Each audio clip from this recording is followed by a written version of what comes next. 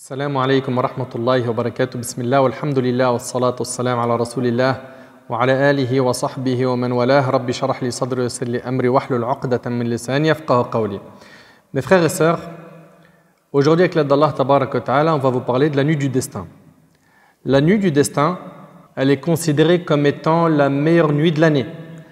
Mais la question qu'il faudrait se poser est comment gagner la récompense de la nuit du destin. Aïcha radiallahu ta'ala anha, elle rapporte كان رسول الله صلى الله عليه وسلم إذا دخل العشر الأواخر من رمضان أحيا الليل وأيقظ أهله وجد وشد المئزر متفق عليه. Elle dit radiallahu anha, le prophète صلى الله عليه وسلم, quand entraient les 10 dernières nuits du Ramadan, il les veillait en prière. Donc retenez, il les veillait en prière quand? Les 10 dernières nuits de Ramadan. Réveillait sa famille et il redoublait de ferveur. Ça veut dire quoi? Ça veut dire que notre prophète sallallahu alayhi wa sallam faisait énormément d'efforts pendant ces 10 dernières nuits du mois de Ramadan. Ce hadith, il est rapporté par Bukhari et Muslim. Et rappelez-vous une chose, c'est que innamal a'mal bil khawatim, les actions ne valent que par leur fin. La fin de Ramadan doit être marquante. Marquante par quoi? Par nos efforts. Le prophète sallallahu alayhi wa sallam avait l'habitude pendant les 10 derniers jours de Ramadan de passer les nuits en prière, de réveiller sa famille.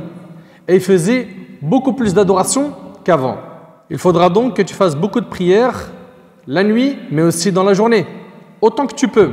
Il faudra s'investir à fond dans la lecture du Coran, avec recueillement, avec la présence du cœur.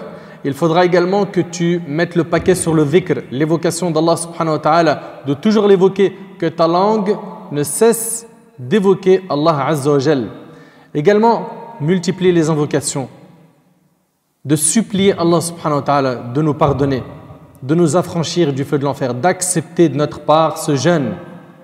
Multiplions le dua, surtout pendant les 10 dernières nuits de Ramadan. Également, le fait de faire des bonnes actions. Des bonnes actions, et là, la porte, elle est ouverte, elle est large. Il y a énormément de choses à faire. Sois utile. Sois utile et fais beaucoup de bonnes actions. Enseigne, aide par tes compétences physiques, en donnant à manger à des gens dans le besoin, en participant à des maraudes par exemple. Il y a différents moyens d'être utile, il va falloir faire beaucoup d'efforts. Le prophète sallam, on voit qu'il veillait ses nuits en prière et regardez, dans le hadith, il réveillait sa famille. Car le prophète sallam savait que la famille est une amana, un dépôt. Et oui mes chers frères, nous sommes responsables de nos femmes, de nos enfants. Allah nous questionnera à leur sujet. Nous serons récompensés si on a fait notre devoir envers eux et nous risquons d'être punis si on les a négligés. Allah tabarak wa ta'ala dans Surat Al-Tahrim, Surat 66, verset 6 a dit Ya ayyuhalladhina amanu qu anfusakum wa ahlikum nara. Ô vous qui avez cru, préservez vos personnes et vos familles du feu. Et le prophète alayhi salatu wassalam, dans le hadith d'Abi Hurayra qui est rapporté par Abu Daoud, a dit qu'Allah fasse miséricorde à quiconque a veillé une partie de la nuit à prier et à réveiller sa femme pour qu'elle en fasse autant. Allahu Akbar. C'est-à-dire il va prier la nuit, mais il va réveiller sa femme. Pourquoi? Parce qu'il veut qu'elle accède au plus haut degré du paradis avec lui. Si elle a refusé de se réveiller, il nous dit alayhi salatu wassalam, il va lui jeter de l'eau sur le visage. Attention, ici il n'est pas question de jeter un seau d'eau sur son visage, mais quelques petites gouttes sur son visage pour la motiver et la réveiller. Et qu'Allah fasse miséricorde à toute femme qui a veillé une partie de la nuit à prier et à réveiller son mari. S'il a refusé de se réveiller, elle lui a jeté de l'eau sur le visage, pareil, quelques gouttes. C'est comme ça que doivent être les maisons des musulmans. Prière de nuit, lecture de Coran, concurrence dans le bien, motivation pour obtenir al-firdaus al-a'la. Le prophète sallam faisait qiyamul layl, il priait la nuit toute l'année, mais faisait plus d'efforts pendant Ramadan et surtout dans les 10 dernières nuits de Ramadan. Il faisait ses efforts et il ordonnait à sa famille d'en faire autant. Il réveillait Fatima radiallahu anha, sa fille, et Ali radiallahu anhu, l'époux de Fatima. Pourquoi? Pour qu'eux aussi prient et profitent de leur nuit. Dans le Muwatta de l'imam Malik rahimallah, il est rapporté que Omar ibn Khattab radiallahu anhu priait beaucoup la nuit. À une heure précise, il réveillait sa famille en récitant le verset suivant Wa'mur ahlaka bis-salah wastabir alayha. Et commande à ta famille la salat, la prière, et fais-la avec persévérance. Et c'est dans Sourate Taha, Sourate 20, verset 132. On réveille donc nos familles pour la salat. Le prophète sallam faisait cela. Mais concrètement, que faire à part la prière pendant la nuit du destin? Que faire pendant la nuit du destin? Ce qui nous a été demandé après les prières de nuit, c'est lecture de Coran, demande de pardon, dua, dhikr. Dua, c'est les invocations. Dhikr, c'est l'évocation de dire Subhanallah, Alhamdulillah, La ilaha illallah, Allahu Akbar, etc. Et là, pendant Ramadan, on a beaucoup de gens qui passent leur temps à regarder les téléréalités, à être sur Insta, Facebook, Snap, Twitter, à regarder ce qui se passe sur YouTube, les vidéos tendances, un tel influenceur a dit telle chose, à regarder des caméras cachées, des clips, des films, des séries, écouter du son, de la musique, et ils ne prient pas. Ni les prières obligatoires, ou des fois ils prient les prières obligatoires, mais ils n'ont pas de part dans les œuvres surrogatoires. Ils ne font pas tarawih, ils ne lisent pas le Coran, ils ne l'écoutent pas, ils ne font pas de dhikr. Leurs nuits sont mortes. Il n'y a pas d'adoration. Et subhanallah, Al-Hassan ibn Salih, rahimahullah, il avait une esclave. Il décida de la vendre. Cette esclave, une fois arrivée chez ses nouveaux propriétaires, se mit à prier l'Isha. Et elle avait l'habitude parfois de prier la nuit jusqu'à l'aube. Il lui arrivait des fois de prier jusqu'à l'aube. Et en plein milieu de la nuit, elle réveille les habitants de la maison et elle leur dit « Levez-vous, levez-vous ». Et là, la question qu'ils vont lui poser, c'est « Est-ce que le Fajr est entré ?» Elle va leur dire « Vous ne vous réveillez que pour le Fajr ?» Et là, eux de dire « Oui ». Et là, subhanallah, elle va aller se plaindre à son ancien maître et elle va lui dire « Tu m'as vendu à de mauvaises personnes. » Allahu Akbar. « Bi'tani ila qawmi su'. » Tu m'as vendu à de mauvaises personnes. Ils dorment toute la nuit. Ils prient que le Fajr.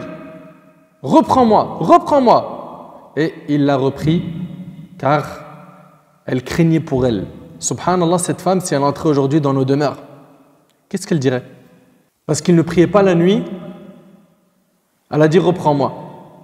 Mais aujourd'hui, il y en a, ils font que de désobéir à Allah pendant la nuit. Il y en a qui passent leur temps dans la désobéissance pendant la nuit de Ramadan.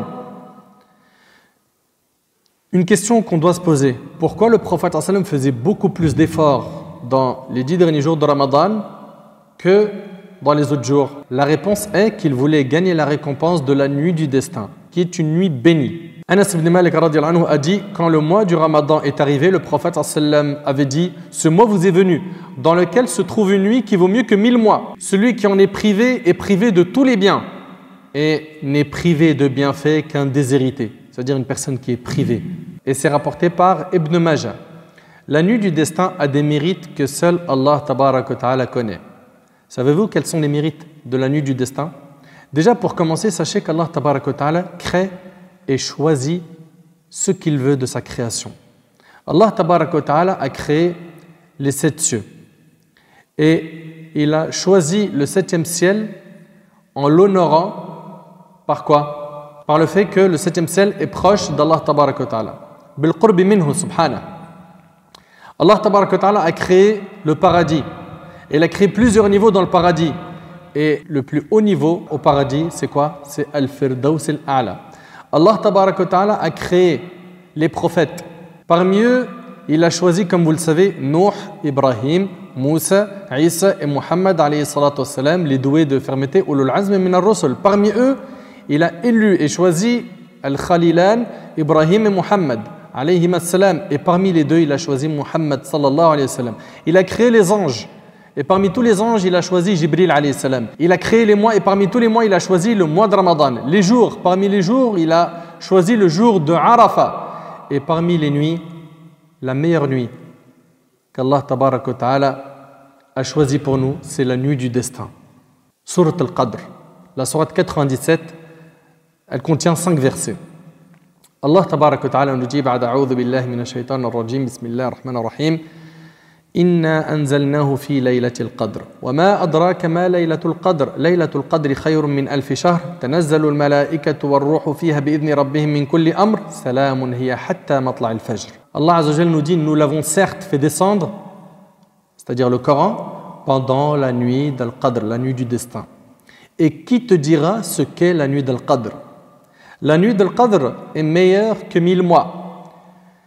Durant celle-ci, descendent les anges ainsi que l'esprit. L'esprit, c'est Jibril alayhi salam, par permission de leur Seigneur pour tout ordre. Elle est paix et salut jusqu'à l'apparition de l'aube. Premier mérite de la nuit du destin, c'est qu'Allah subhanahu wa ta'ala a révélé une sourate qui parle d'elle. Deuxième mérite de la nuit du destin, c'est qu'Allah subhanahu wa ta'ala l'a honorée en disant wa ma adraka ma laylatul qadr. Et qui te dira ce qu'est la nuit de l'Qadr? Ça veut dire si seulement tu savais ce qu'était la nuit du destin. Troisième mérite de la nuit du destin, c'est qu'Allah subhanahu wa ta'ala a fait descendre le Coran de Lawh al-Mahfouz, la table gardée, à la maison de la gloire qui se trouve au ciel inférieur pendant cette nuit. On entend par la descente du Coran pendant Laylatul Qadr le début de sa révélation.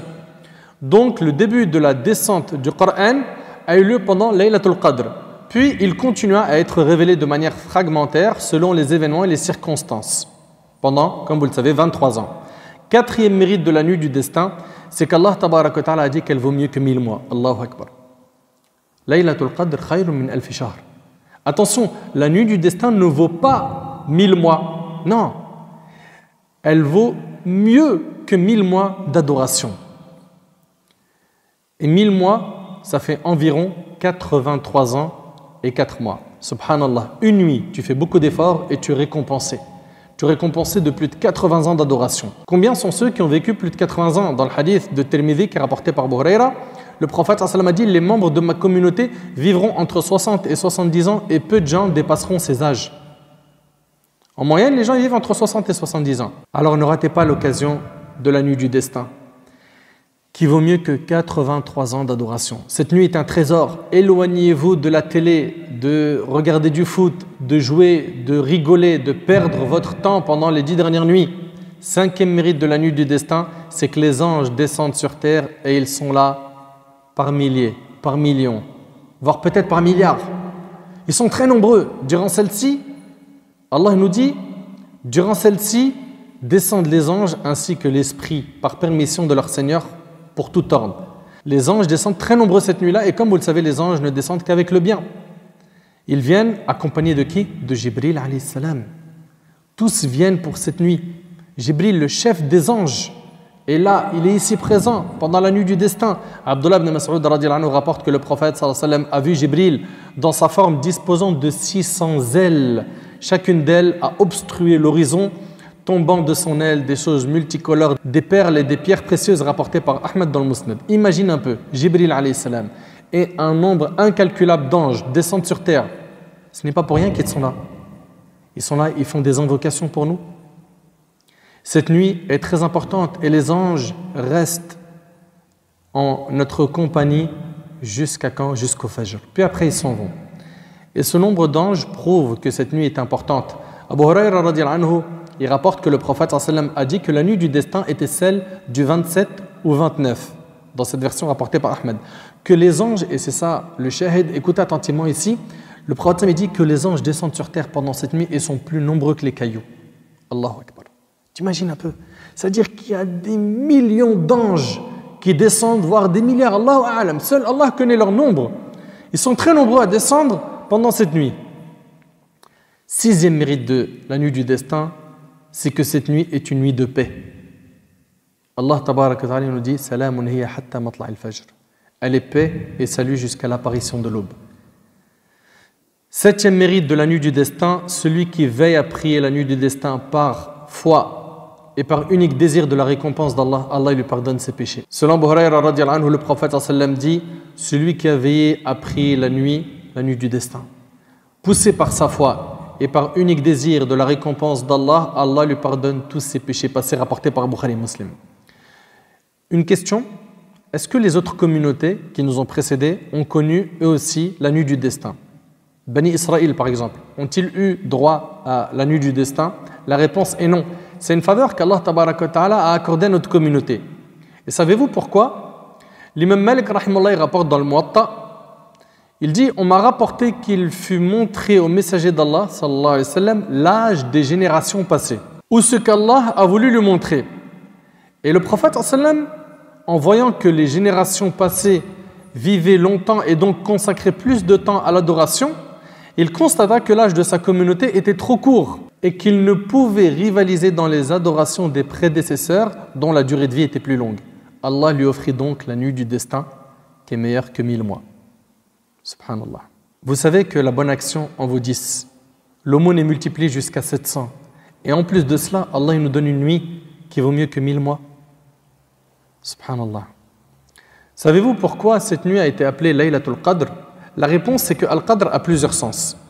Ça veut dire l'honneur, la valeur et aussi le destin. Et cette nuit-là, Allah nous a honorés car dans ce mois, Allah Tabaraka wa Ta'ala a descendu le meilleur des livres par l'intermédiaire du meilleur des anges au meilleur des prophètes, Muhammad sallallahu alayhi wa sallam, qui a enseigné à la meilleure des communautés. Cette nuit a regroupé tous les honneurs. Il est important de signaler que la nuit du destin, et notamment la nuit où le destin et le sort de chaque membre de la communauté sont tracés l'année qui suit. Allah Tabaraka wa Ta'ala dans Surat Al-Dukhan, Surat 44, versets 3 à 5, il nous dit Azza wa Jal Inna anzalnahu fi laylatin mubaraka Inna kunna munzirin Fiha yufraqu kullu amrin hakim Amran min indina Inna kunna mursilin. Nous l'avons fait descendre par une nuit bénie. Nous ne cessons pas de mettre les gens en garde. C'est au cours de cette nuit que se différencie toute décision immuable et sagement élaborée. C'est là un ordre venant de nous. Bon, maintenant, on veut savoir comment gagner la récompense de cette nuit. Alors écoute attentivement. Cette nuit-là, il va falloir que tu sois très actif. Et cette nuit, elle va venir dans les nuits impaires de la dernière décade du mois de Ramadan.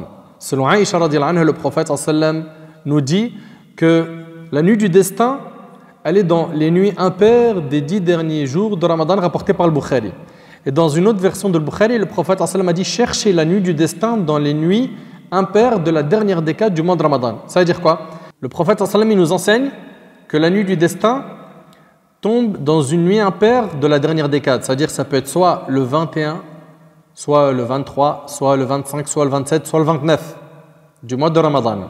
Ibn Hajar, rahimallah, il n'est pas le seul, Ibn Abd al-Barr, rahimallah, également, dans Tamhid, ils disent que la nuit du destin, tantaqil fi kulli witr min al-ashr al-awakhir.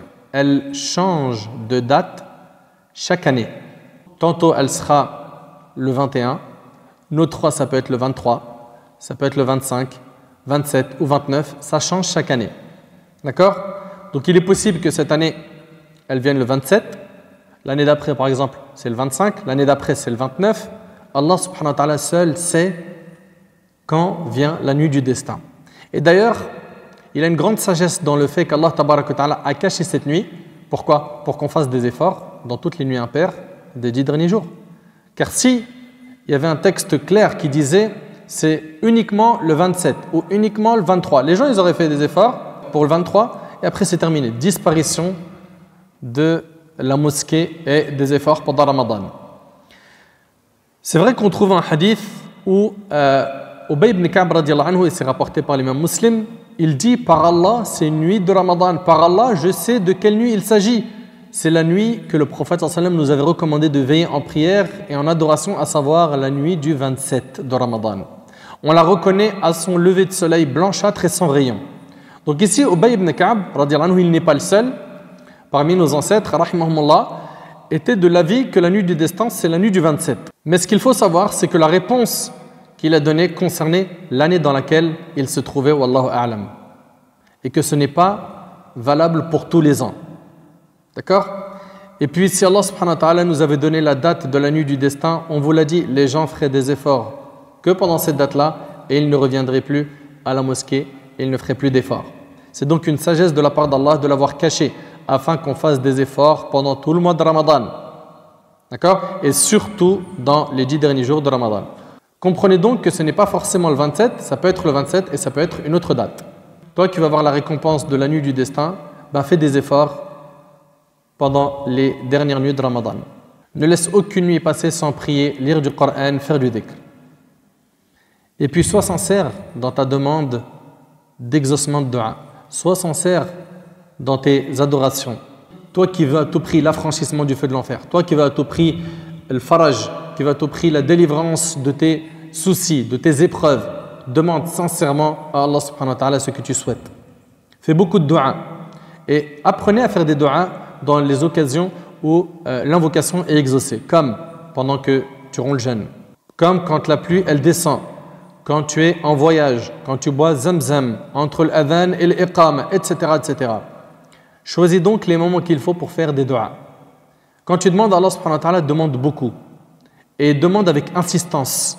Allah subhanahu wa ta'ala, il aime l'insistance. L'humain n'aime pas ça. L'humain n'aime pas qu'on le sollicite plusieurs fois. Mais Allah tabarak wa ta'ala, il aime qu'on insiste. Et d'ailleurs, dans le hadith, Abu Hurayra radiallahu anhu, il dit, le prophète sallallahu alayhi wa sallam a dit, quiconque ne demande pas à Allah, Allah se met en colère contre lui, rapporté par Tirmidhi.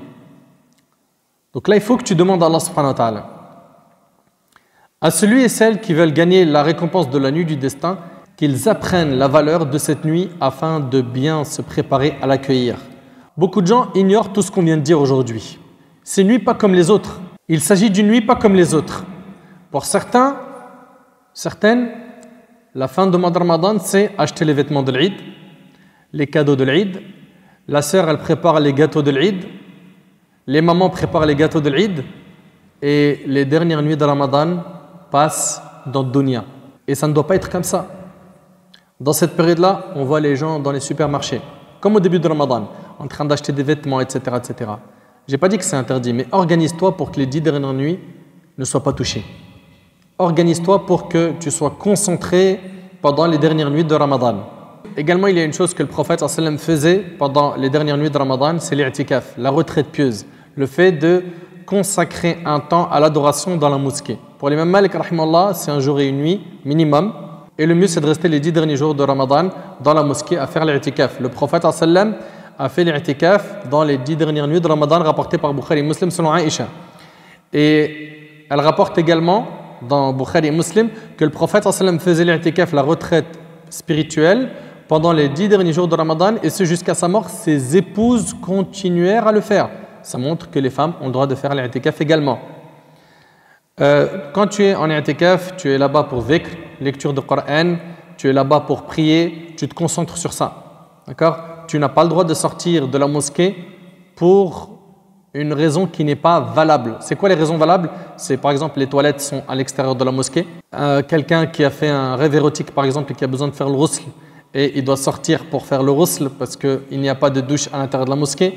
Acheter à manger, à boire, il en a besoin, mais à ce moment-là, il va dans le supermarché le plus proche. D'accord ? Il ne va pas à celui qui est éloigné. Si jamais il tombe malade ou elle est indisposée, bien sûr, on parle d'une maladie importante, il a le droit de rentrer se soigner et il rentrera à la mosquée de nouveau pour compléter l'i'tikaf qu'il avait déjà commencé. Et pour la femme, dès qu'elle est pure, elle peut revenir à la mosquée car chez les 4 écoles, elle n'a pas le droit de rester à la mosquée. D'accord ? L'i'tikaf, c'est quelque chose qu'il ne faut pas abandonner. Malheureusement, aujourd'hui, de moins en moins de mosquées l'organisent et de moins en moins de gens en parlent. Ensuite vient une question très importante. Est-ce qu'il y a une dua particulière à dire pendant la nuit du destin ? La réponse est oui. Et c'était la question de notre mère Aïcha radiallahu anha.